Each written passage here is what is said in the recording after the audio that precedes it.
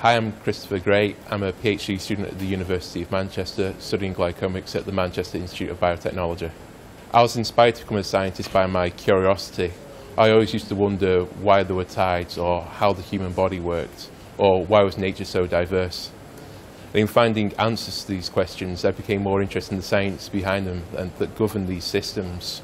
Learning about this science pushed me into taking sciences during my education, and I followed it through to my early career, where I still work in science now.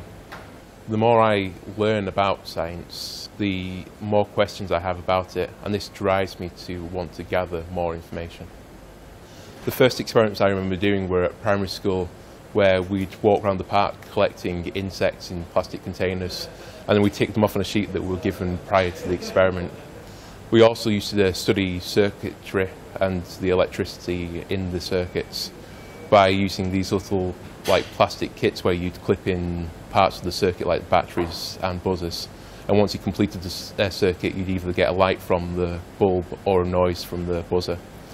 This allowed you to audibly tell the difference if you had, for example, a parallel or a serial circuit, or whether or not the circuit was shorted.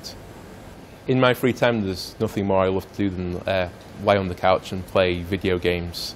I love being transported into a world that's not governed by the limitations of our reality, and the gaming aspects makes it so you feel a part of the story.